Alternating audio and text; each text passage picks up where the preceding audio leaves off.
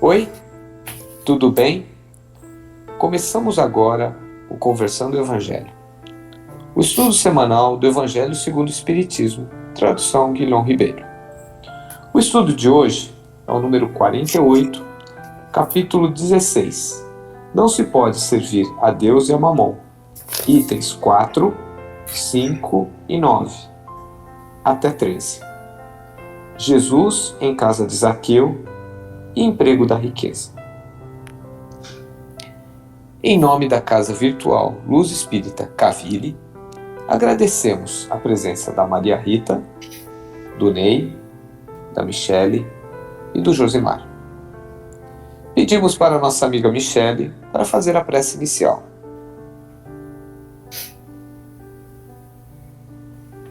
Deus, nosso Pai, agradecemos por mais uma vez podermos estarmos reunidos para um estudo. Agradecemos por termos essa oportunidade de estar encarnados nesse período, nesse planeta de provas e expiações, mas que com o auxílio da espiritualidade amiga e do Evangelho do Cristo nós podemos melhorar a cada dia. Agradecemos pelas experiências boas que temos nessa terra, pelas experiências que nos fazem crescer e amadurecer para um dia estarmos em planos melhores. E pedimos, Senhor, que nos abençoe nessa noite. Pedimos que a espiritualidade amiga esteja conosco, nos orientando, nos incluindo nesse estudo, para que possamos ser claros, objetivos, e também colocarmos em prática tudo aquilo que aprendemos e vamos gravar na noite de hoje. É isso que pedimos e agradecemos, que assim seja. Que assim seja. Bem, podemos começar com uma pergunta tanto quanto interessante, que é como o Espiritismo convive com o dinheiro? Realmente, Clóvis, essa é uma questão muito interessante, porque nós costumamos pensar que dinheiro e espiritualidade não combinam, né? Que pessoas que trabalham com a espiritualidade não devem, né, ter como objetivo ganhar dinheiro. Só que nós sabemos, e o próprio Espiritismo nos explica, que o problema não está no dinheiro, né? O problema está na forma como nós vivemos com o dinheiro. Quando nós usamos o dinheiro apenas em benefício próprio, claro que isso é problema, porque muitas vezes a própria riqueza é uma prova muito grande das pessoas ao terem que conviver com aquela quantidade de dinheiro e aprender a redistribuir, aprender a dividir com os mais carentes. Quando a maioria das pessoas que tem grandes posses dificilmente faz isso, né? E passa por essa grande prova. Mas o Espiritismo, ele não condena o dinheiro. O que o Espiritismo e as religiões espiritualistas condenam é a forma egoísta de lidar com o dinheiro. Por quê? Porque quando usamos o dinheiro de uma forma egoísta, produz consequências terríveis, agressão, roubo, até assassinatos, guerras. As guerras são basicamente provocadas por questões financeiras, né? Onde um povo quer explorar financeiramente os bens materiais daquele outro povo. Então, eu não vejo problema com o dinheiro. O que eu vejo problema é a forma como nós utilizamos o dinheiro. Por exemplo, se Divaldo Franco não tivesse os recursos recebidos, o dinheiro que ele recebe, como ele poderia fazer uma obra tão bonita? Se Chico Xavier também não recebesse o dinheiro que ele recebeu, Irmã Dulce, Irmã Dulce foi uma das pessoas mais ricas da Bahia, mas nunca usou nada em benefício próprio. Sempre usou esse dinheiro em benefício de outro. Então, é como eu disse, a questão não é o dinheiro. O que nós precisamos aprender é a usar o dinheiro de forma altruísta e compreender quando o universo nos dá a capacidade de atrair mais dinheiro do que as outras pessoas que não conseguem atrair, a nossa obrigação é redistribuir aquilo que nós atraímos a mais para o nosso uso e redistribuir com aquelas pessoas que não conseguem ainda fazer isso, não aprenderam ainda a ganhar dinheiro. Porque ganhar dinheiro é uma arte. Dinheiro é energia, dinheiro não é papel. E tem pessoas que conseguem realmente lidar muito bem com o dinheiro e atrair muito dinheiro para si. E o que precisamos, dentro da visão espírita, é isso, aprender a lidar com esta energia, redistribuindo-a em benefício daqueles também que não têm essa condição de atrair esse dinheiro para a sua própria sobrevivência e de sua saúde e de sua família. Até mesmo, né, Maria Rita, até cada um segundo suas obras, né? A gente, né, cada um com seus méritos, né, pessoais. Né? E em relação ao dinheiro, as nações no mundo que lidam bem com o dinheiro, que cuidam bem das suas reservas financeiras, são nações que têm um país mais desenvolvido, pessoas com nível educacional melhor, né, com saúde, enfim, essa é o bom uso do dinheiro, a boa administração, inclusive do dinheiro público, né, diferente de, não só aqui no Brasil, mas de muitos outros lugares em que a ganância atrapalha o desenvolvimento da nação. Perfeito. Só uma ressalva quanto ao espiritismo e o dinheiro, né, com relação à própria palavra do Evangelho, né? De que nós não devemos, aliás, de que nós devemos dar de graça aquilo que de graça recebemos, né? E não transformar o exercício da mediunidade, a comunicação com os espíritos, em comércio. Muito bem lembrado, Josimar, que justamente o que Chico fez, né? Exatamente. E aí, a gente vê uma nova questão que pode ser levantada em função disso. A prova da riqueza é mais difícil do que da pobreza? Pois bem, Clóvis. De acordo com a nossa doutrina, ou a doutrina espírita, a riqueza e a pobreza nada mais são do que provas pelas quais o espírito necessita passar. Porque, tendo em vista um objetivo mais alto, que é o seu progresso, ele bem utiliza. Certo? Deus nos concede, Ele nos dá, entendeu? A uns a prova da riqueza e a outros a da pobreza. Para quê? Para experimentá-los de modos diferentes, certo? Para ver como nós vamos fazer a vivência e a aplicabilidade da riqueza e da pobreza na nossa vida. Como é que nós vamos nos sair? As provas são, com frequência, escolhidas por nós mesmos, pelos próprios espíritos. Que, no entanto, nelas, às vezes sucumbem ou, às vezes, saem, cumprem brilhantemente, certo? Tendo em vista uma prova quanto a outra, são muito difíceis. Porque se na pobreza o espírito pode ser tentado à revolta, à blasfêmia contra Deus, o nosso Pai, o Criador, a da riqueza expõe a ele ao abuso dos bens que Deus lhe empresta, deturpando com esse comportamento seus objetivos. Porque quando Deus nos dá a riqueza, é para que nós façamos uma boa aplicação dela, ou seja, ajudar as instituições, a nossa sobrevivência e ajudar a sobrevivência do próximo. Porque se é uma coisa que não é nossa, uma riqueza não é nossa, nós somos fiéis depositários disso, então nós já devíamos termos consciência da aplicação desses bens. Pois bem,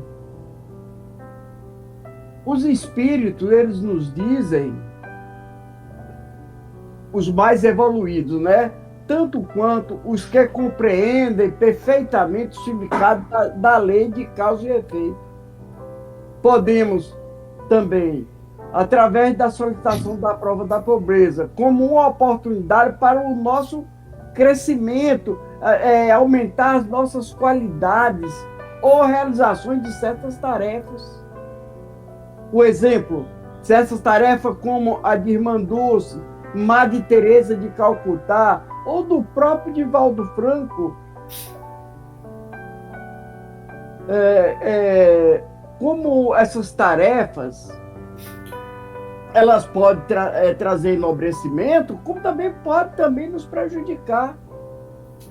E muitas vezes também o mau uso que nós fazemos da fortuna pode nos levar nessa existência ou outras existências que o espírito a pedir uma reencarnação numa condição oposta, que ele fez mau uso da fortuna, e ele pode chegar, tomar consciência e pedir uma reencarnação numa condição bem difícil, oposta, que talvez ele espere reparar os abusos cometidos e por gratidão dessas novas oportunidades, certo? Para que ele aprenda a conviver e viver com as tentações dessas provas. Gratidão. Excelente. E aí surge a pergunta também que por que uns são ricos e outros pobres? Complementando o que o Ney falou, né? A questão 814 lá do Livro dos Espíritos nos diz que o Espírito da Verdade nos diz que é para nós sermos experimentados de modos diferentes. E, repetindo o que o Ney disse, muitas vezes nós escolhemos essas provas. Nós escolhemos a pobreza, a miséria, muitas vezes a prova da riqueza, porque não adianta a gente achar que nós só viremos aqui na Terra, nesse planeta de provas e expiações, para ter dinheiro e curtir a encarnação, porque não é assim. E a Kardec, ele fala o seguinte: a pobreza é para os que sofrem a prova de paciência e de resignação, e a riqueza é para os outros prova da caridade e abnegação. Então a pobreza ela vai ser realmente uma prova de paciência e resignação, porque a gente não pode se revoltar, pelo contrário. É claro que ninguém vai ser miserável e falar assim: ai, como eu sou feliz sendo miserável. Não é assim. A gente, né, Deus nos deu a possibilidade de trabalhar, né? E quem não pode trabalhar, muito provavelmente vai ter o mínimo possível para sobreviver, se recorrer de repente a quem possa ajudar, né? Como tem o Divaldo Franco, que ajuda várias pessoas, o exemplo que os irmãos deram, Irmã Dulce, Madre Teresa, enfim, justamente esses espíritos iluminados vieram para ajudar quem? Os miseráveis, aqueles que necessitam de ajuda. Agora, a partir do momento que a prova de pobreza, miséria, se torna revolta e o indivíduo reclama de tudo, resolve, inclusive, cometer crimes, roubando, ele não está fazendo bom uso da prova, né, para a evolução dele. E a riqueza, a mesma coisa. A riqueza, ela é uma prova de abnegação e de caridade. Se o indivíduo ganha cada vez mais e quer mais e não divide, é como o Josimar falou, aquilo que nos é dado de graça a gente precisa dar também. Ah, mas eu trabalhei muito. Sim, mas você não precisa de tanto para sobreviver.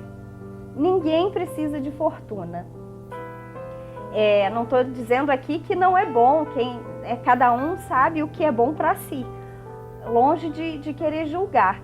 Mas a verdade é que nós precisamos de bem menos para sobreviver. Então, o que nos sobra, a gente pode dividir com os irmãos mais necessitados. Por isso, em determinadas encarnações, nós viremos pobres e em outras nós viremos com fartura financeira. Isso aí. E aí faz aquela pergunta, né, que o pessoal sempre faz no popular, né? Ah, o rico sempre vai para o inferno e o pobre sempre vai para o céu? Seria uma injustiça, né, de Deus se assim agisse, né? Realmente já condenando antes o rico ao inferno e levando o pobre independentemente da conduta de cada um, em que cada um vai ter naquela encarnação, né? A verdade é que o dinheiro não é uma maldição. Ele não induz aquele indivíduo, aquele espírito, ao erro, mas ele é altamente tentador, porque ele facilita, né? Ele pode, na maioria das vezes acontece isso, né? Te coloca numa posição privilegiada, onde você tem a tendência a achar, né? A concluir que você é diferente dos outros, melhor até do que os outros, né? Fui abençoado por Deus, por isso eu tenho tudo isto, né? Foi Deus quem me deu, como a gente costuma ver nos carros, né? No trânsito, isso foi presente de Deus, né? Foi Deus quem me deu. Mas a verdade não é esta, né? Não é o domínio, né? Ou a falta da condição financeira quem vai exaltar o pobre ou condenar o rico. A questão, como colocou a Rita, o Ney e também a Michele, é a forma, né? O bom uso, como falou o nosso irmão Ney, desse recurso financeiro. E o que é esse bom uso?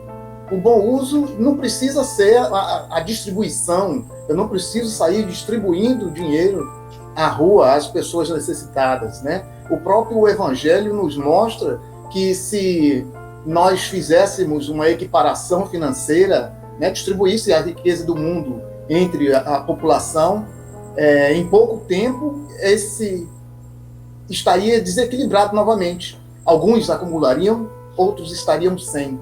Porque isso vai de acordo com a relação que você tem com a questão financeira.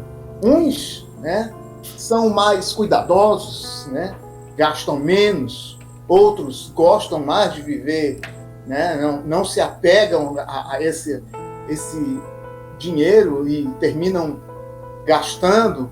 Mas o bom uso, na verdade, né, que o rico pode fazer desse dinheiro é reconhecer o que é justo, é dar, né, como diz o próprio Evangelho, dar a César o que é de César, né? Se o seu funcionário trabalhou e merece aquele salário, pague um salário digno a ele, né? Se o seu vizinho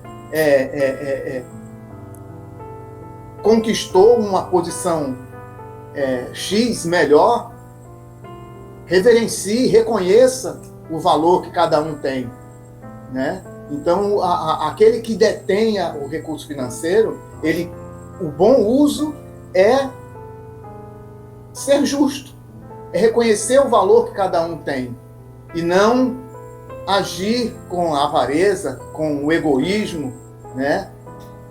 Querendo acumular cada vez mais, querendo tirar o que é do outro, né? A gente vê, infelizmente, isso até em ambiente de trabalho, pessoas que ocupam um cargo superior, tentando fazer com que aquele que é seu subalterno não tenha, né? Quer dizer, se sente uma inveja tão cruel que ele se incomoda com o dinheiro que o outro está ganhando. Dói muito mais nele do que o prazer dele ganhar o que é dele. Então são essas características que colocam essa dificuldade, né? E denigrem, vamos dizer assim, a conduta.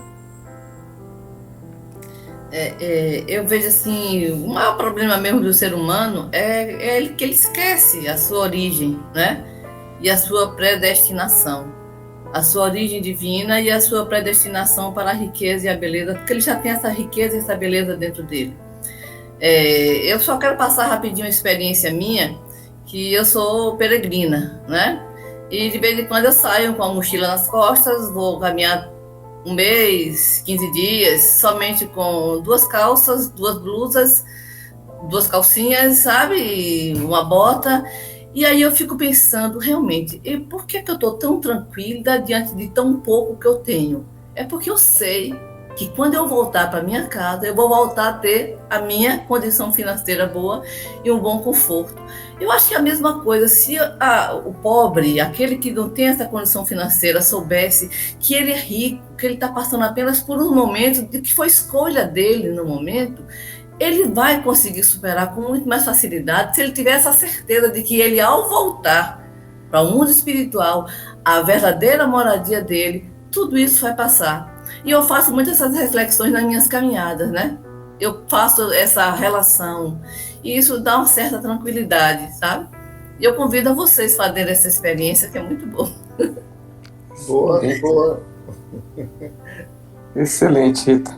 Bom, chegamos ao nosso fim do nosso estudo de hoje. Obrigado pela colaboração de todos e peço para a nossa amiga Maria Rita fazer a prece de encerramento.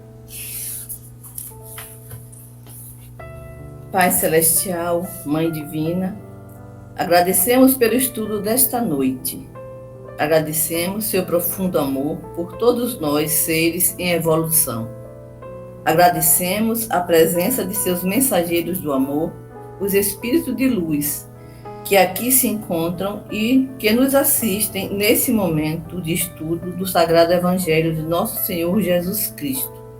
Que saiamos daqui renovados e comprometidos em viver no nosso dia a dia as lições aqui aprendidas.